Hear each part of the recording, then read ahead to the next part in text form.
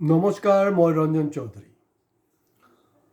ইণ্ডিয়াৰ আটাইতকৈ পাৱাৰফুল মানুহ, যাৰ বাল বি বাঁকা কৰিব নোৱাৰে কোনো। হয়, মুখ্যমন্ত্ৰী ডাঙৰীয়া, মই আপোনাৰ কথাকে কৈ আছোঁ আৰু মই চিধা পোনপটীয়াকৈ মই আপোনাক সুধিছোঁ। আপুনি যোৱাকালি বাক্সাত জেলত যি ঘটনাটো হ'ল, তাৰ কাৰণে আপুনি চিধা ক'লে যে ইয়াত তৃতীয় শক্তি আছে বুলি।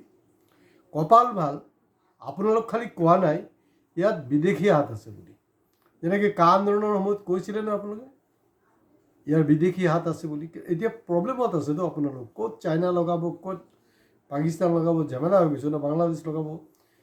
বিদেশী শক্তিৰ কোৱাটো টান হৈছে। 2019 আৰু 2025 অলপ মানুহবিলাক জাগ্ৰত হৈছে, সজাগ হৈছে, যিটো কাৰণে 2024 য'ত আপোনালোকে কৈ আছিলে আপকি বাৰ 400 পাৰটো দূৰৰ কথা, এই ভেজাল বুজুল কৰি কোনো ৰকম 200 পাৰ কৰিছে। এতিয়া মূল কথাটো হ'ল যে আপুনি চিধা কৈছে যে তৃতীয় শক্তি। হয় মুখ্যমন্ত্ৰী ডাঙৰীয়া, তৃতীয় শক্তি নহয়, আপুনি কওঁতে অলপ ভুল কৰিছে। এই গোটেই ঘটনাটোৰ আঁৰত কিন্তু ত্ৰিমূৰ্তি আছে, ত্ৰিমূৰ্তি।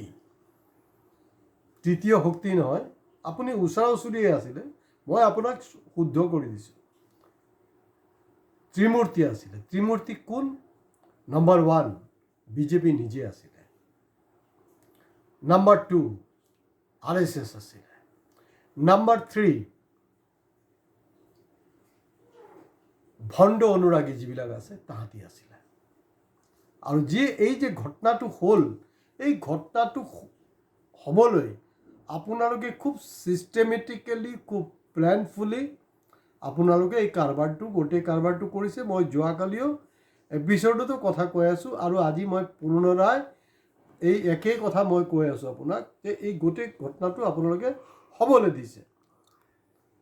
কাৰণ বিজেপি এনেকুৱা এটা দল, কোনো বস্তু তেওঁলোকৰ নিয়ন্ত্ৰণত নথকাকৈ ক'ত ডেভেলপ হ'ব এইটো কাকো হ'ব নিদিব। This is not Congress, this is BJP.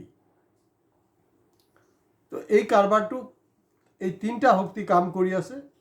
BJP নিজে, RSS আৰু ভণ্ড জুবিনৰ যিবিলাক ভণ্ড অনুৰাগী, একদম স্পষ্ট কথা। দ্বিতীয় কথাটো হ'ল, তাত যি বিক্ষোভ হ'ল, তাৰমানে ক্ষোভটোতো আছে, ক্ষোভ আছিলেই, মানুহৰ ক্ষোভ আছিলে বুলি বিক্ষোভ হ'ল।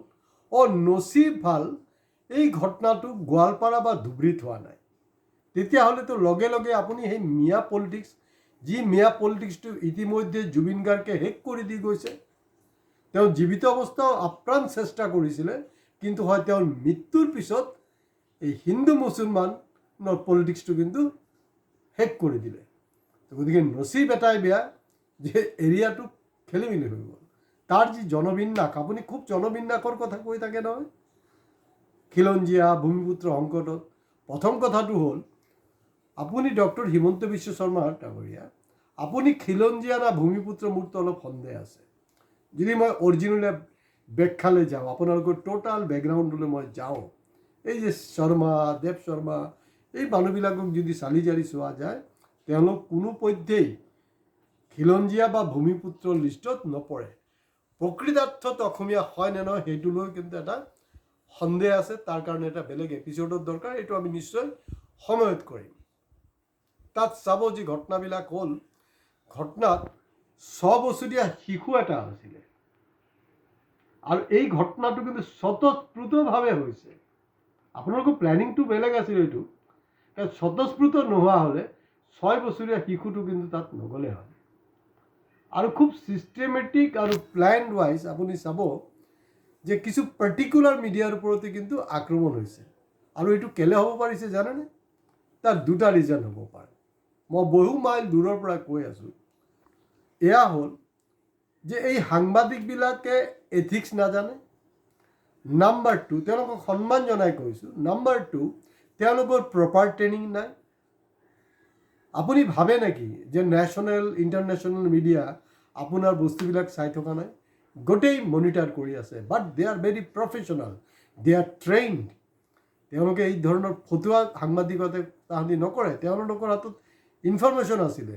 সেইটো কাৰণে চাব, কোনো নেশ্যনেল মিডিয়াৰ মানুহ কিন্তু আঘাতপ্ৰাপ্ত হোৱা নাই।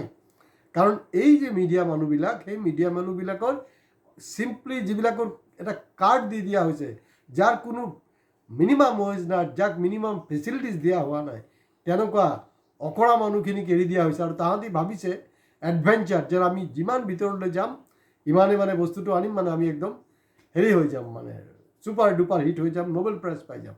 তেনেকুৱা নহয় সাংবাদিক বন্ধুসকল, আপোনালোকে যেতিয়াই কৰিব তেতিয়া এথিক্স মেইনটেইন কৰিব। আপোনাৰো যে মানে সুৰক্ষাৰ কথা আছে, এই কথা বতৰাবিলাক কিন্তু চালি জাৰি চাব।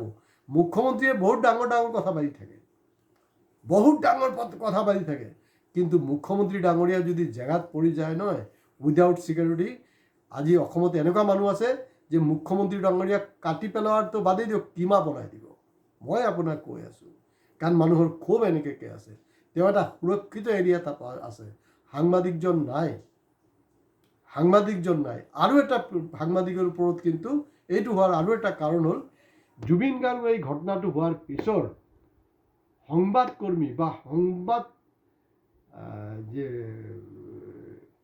যিবিলাক ব্যৱস্থা দি আছে, যিবিলাক চেনেল আছে, তেওঁলোকৰ ওপৰত কিন্তু প্ৰকৃতাৰ্থত যিবিলাক অনুৰাগী, তেওঁলোকে কিন্তু বহু অংশই আপোনাৰ মানে কনফিডেন্সটো হেৰাই পেলাইছে। কাৰণ ৰঞ্জন চৌধুৰী যি ধৰণে কথা পাতি আছে, তেনেকৈ কিন্তু অসমৰ এটা চেনেলৰো কাৰ বাপৰ দম নাই, কাৰ বুকুত 26 ইঞ্চি হেৰি নাই যে এনেকৈ কথা পাতিব। ৰাইট ফ্ৰম 19 ছেপ্টেম্বৰ মই যি ধৰণে কথা পাতি আছোঁ, এইটো লাইনত এইটো এনেকুৱাকৈ ব্যাখ্যা কোনো দিয়া নাই। মই গৰ্ববোধ কৰা নাই, মই কনফিডেন্সেৰে কৈ আছোঁ। গতিকে সাংবাদিকৰ ওপৰতো কিন্তু মানুহৰ এটা ক্ষোভ এটা আছে, যদি চান্স পাই যায় ইহঁতকো পিটি দিব। কিন্তু যিকোনো পধ্যে এইবিলাক হ'ব নালাগে। আছুৰ নেতাই কৈছে যে মানে জুবিনৰ ন্যায় পাবলৈ হ'লে মানে হিংসাৰ যোগেদি নহ'ব। খুব ভাল কথা। মানে ভূতৰ মুখৰ ৰাম নাম আছু, আৰে প্ৰভু, আছুৰ বৰ্তা আৰু ককাসকল, মই এটা বস্তুই জানিব বিচাৰিছিলোঁ খুৰাসকলক, ভাইটিসকলৰ পৰা এটা বস্তু জানিব বিচাৰিছোঁ, অসম আন্দোলন কি অহিংস আছিলে নেকি? নেলিৰ ঘটনাটো কি হৈছিল? নিৰস্ত্ৰ প্ৰায় 3000 মানুহক যে নৃশংসভাৱে হত্যা কৰিছিলে, কাৰ উচতনিত, কাৰ কাৰবাৰত হৈছিলে? এয়া আছিলে আছু।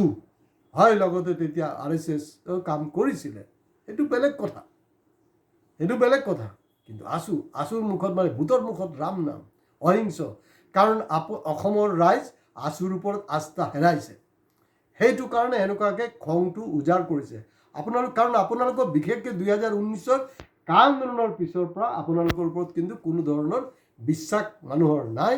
সেইকাৰণে মানুহৰ স্বতঃস্ফূৰ্তভাৱে ওলাই আহিছে। চ' মই ভিডিঅ' ইয়াতে শেষ কৰি আছোঁ। আৰু গোটেই ঘটনাটো চৰকাৰৰ পৃষ্ঠপোষকতাত হৈছে। এওঁলোক খালি এটাই প্লেনিং কৰি আছে যে এনেকুৱা এটা চিটুৱেশ্যন ক্ৰিয়েট কৰি যেনে তেনে প্ৰকাৰে মানে তিহাৰত যাতে জেলত ট্ৰেন্সফাৰ কৰি দিব পৰা যায় এই কেইজনক, সেইটোৱে কাৰণ। আৰু গোটেই অসমখনক হেৰি। কিন্তু প্ৰব্লেম হ'ল হিমন্ত বিশ্ব শৰ্মা ডাঙৰীয়া কেতিয়া ভবা নাই যে জীৱিত জুবিনতকৈ যে মৃত জুবিন ইমান শক্তিশালী, ইমান ভয়ংকৰ হ'ব, সেইটো কিন্তু কমচে কম হিমন্ত বিশ্ব শৰ্মা ডাঙৰীয়া ধৰিব পৰা নাই। ধৰিব পৰা হ'লে 19 তাৰিখৰ পৰা 19 ছেপ্টেম্বৰৰ পৰা ধাৰাবাহিকভাৱে তেওঁ যি মানে ৰাজনীতি কৰি আছে, সেই ৰাজনীতিটো কিন্তু তেখেতে নকৰিলে হয়।